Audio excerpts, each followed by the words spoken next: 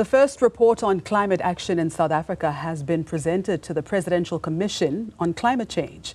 The report found discrepancies between policies and state action to effect change. Among the notable issues was the delay to decommission 3 coal-fueled power stations, which Eskom says is imperative to avoid load shedding.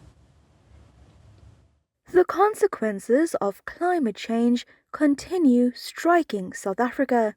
We were sitting in a lounge here, and the water just came a little bit in. We put something there, but after that, the whole water came rushing from front, from the back, the both sides. The under door, the bottom door, flicks open, and the water just came in. From all sides of the doors. So all sides of the doors was just water gushing in? In 5 Very minutes, fast. the house was full. The tornado came in, past our houses.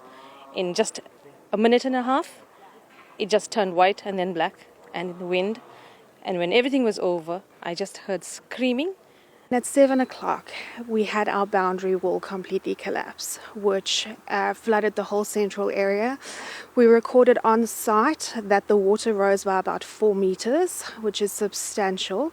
A critical report presented to a presidential commission today is the first assessment of climate action in the country. You know, we sit here having watched more floods and tornado and things hitting people who are already extremely vulnerable in KZN and Eastern Cape just in the past week.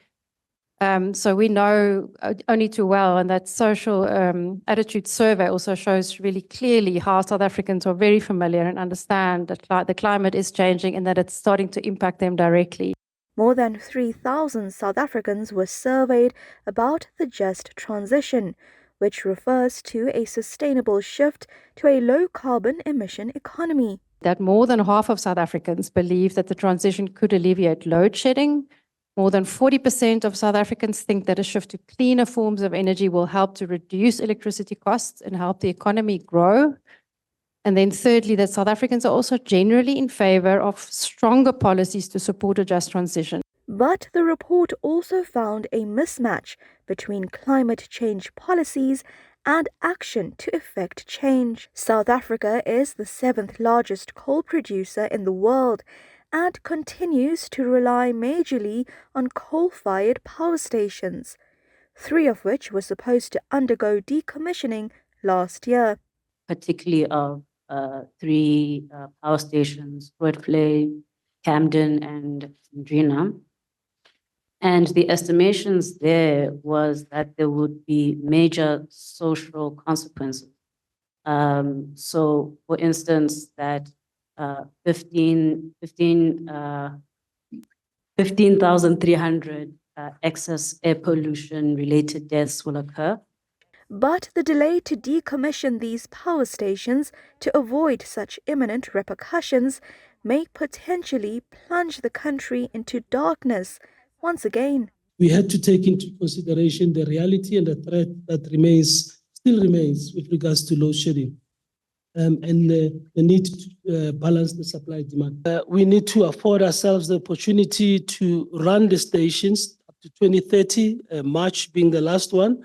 We have accepted that as the passage of time evolves, we have the opportunity to reassess that position. While Eskom further dips into constructing renewable energy power stations, among a lengthy list of recommendations to combat climate change is for the state to get on board. It's like sort of anecdotally you can see that state-funded entities don't care about their energy efficiency.